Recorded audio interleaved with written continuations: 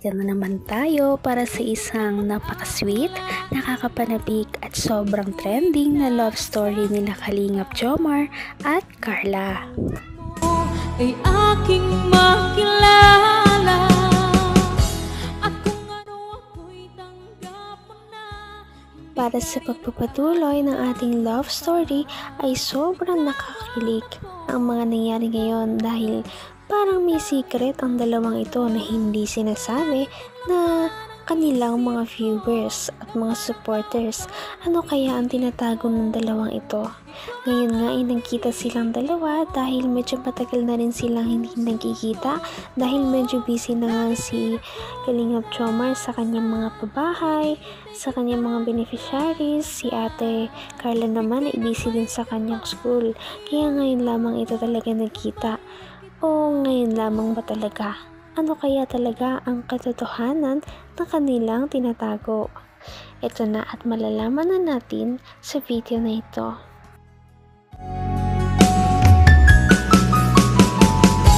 Ang nice ko lang. Kaya nga parang may kaba lagi. Thank you pala. Thank you sa mga pagtsatsaga mo, saka sa mga efforts mo. Grabe, isang taon na pala tayo ngayon. Kaya nga, isang taon na rin akong naniligaw sa'yo. Kaso, walang aamin.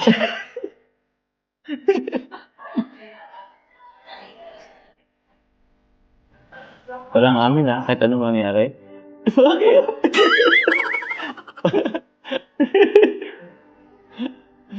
Hayaan mo lang sila. Basta, masaya tayo. Okay? By the way, lapit na yung Thailand natin Kompleto na ba ang mga gamit mo? Hindi pa nga po eh. Oo. Bibili po sana ako mamaya. Pwede Mamaya? po, samahan mo po Sige. Anong bibilin mo mamaya? Bili po ako ng maleta po. Maleta.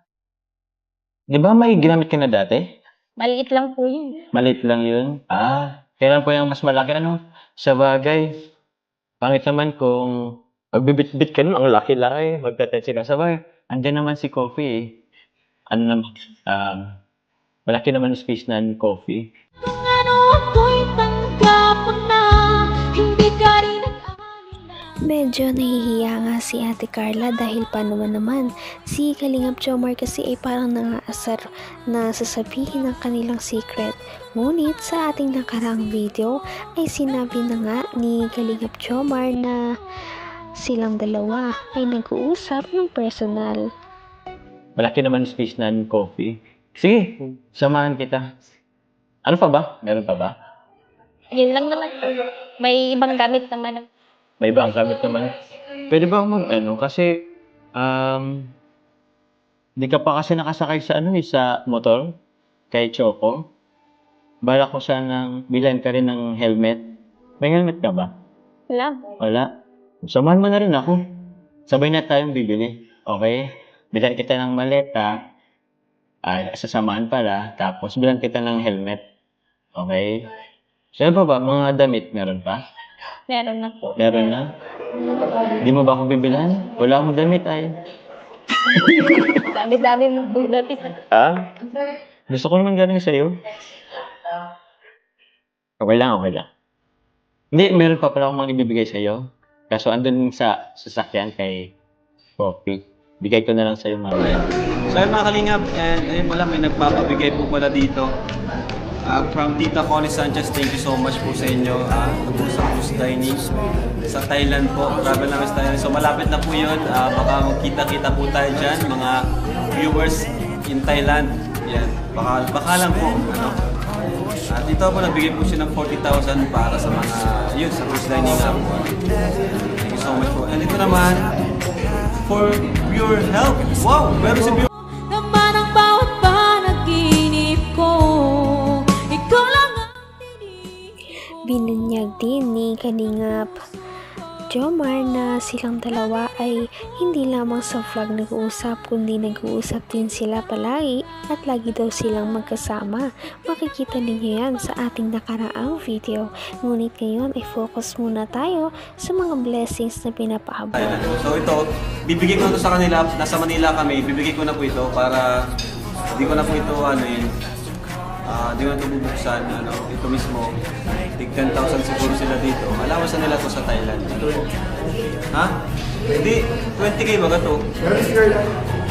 Wala man, 10k yung tig 20,000 daw po silang dalawa. Grabe! Salamat po. Thank you. Grabe guys, tig 20,000 guys sila. So, bibigay ko to sa inyo bro pag dating natin sa Manila. Tapos, ito kay Pure Health.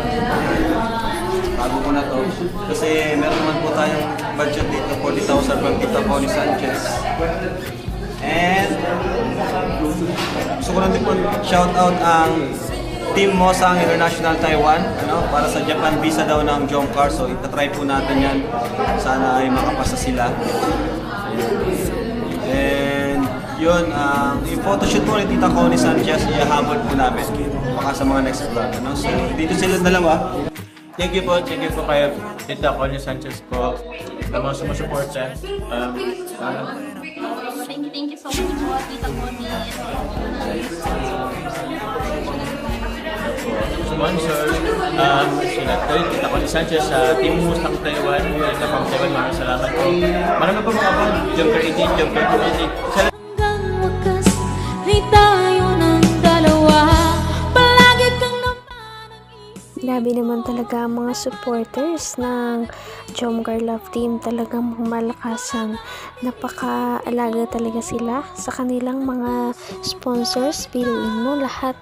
Plane ticket, pagkain, allowance, lahat yon ay cover na ng kanilang mga sponsors. At syempre dahil dito panigurado na mag-enjoy ang dalawang ito. Salamat po. Marami po mga abang, Jomcar 18, Jomcar 20. Sa lahat po ng community po ng Jomcar, lahat po ng community po ng Team Kalingap, maraming salamat po. Thank you very much. Siyempre po kay Carl, kay Lord. Thank you po. Yan, tama-tama. At happy anniversary sa inyo. Ay, kay Carla pala. And soon, anniversary ng dalawa. At wait lang. Grabe guys, may allowance na si Carla sa Thailand.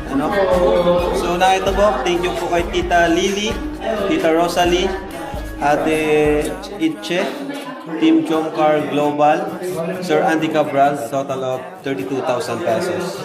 So bibigay ko to sa Manila na, Carla, pumunta tayo sa Manila para, yan, makabili naman siya ng personal pasalubong. So ang dami na nilang allowance si Carla. Siyempre, pa rin, tipid pa rin kasi pa rin sobra, di ba? Alam naman ni Carla palagi. Kasi di naman niya ito maubos lahat sa Thailand. Kasi maraming may mga pagkain naman tayo doon. Thank you po. And bigyan ko lang si Carla ng allowance po. Carla, allowance mo. Allowance mo sa school. Alright, so punta po kami kina Kuya Bal dahil may hinanda daw. Ano yun? Yung bigas? Yung bigas po. Para, meron po, inihanda po si Carlang, bigas. Wow! Na bibigay po. May kutubal. At yan na po. Grabe. 10 sakong bigas. Deserve din naman talaga kasi ni Kalingap Jomar ang lahat ng kanyang mga na-achieve ngayon, lalong-lalo na si Ate Carla. Kahit na nanggaling lang sila dati sa hirap, ngayon ay marami na silang mga blessings na natatanggap. At syempre sana patuloy pa rin ito, kaya huwag kayong magsasawang sumuporta sa kanila. Patindi na ng patindi ang mga pangyayari sa kanilang love story. Kaya naman sobrang dami talaga ang kinikilig sa kanilang love story at palaging nag-aabang. Kaya naman sana ay magkatuluyan din ang dalawang ito, si Ate Carla at Kalingap Jomar. Sana din ay patuloy natin silang subaybayan at suportahan para magpatuloy pa ang kanilang love team. Paniguradong hindi lamang ito ang ating aabangan dahil marami pang mga susunod na kilig moments na mangyayari sa kanilang dalawa. Yun lamang at maraming salamat sa panonood. Bye!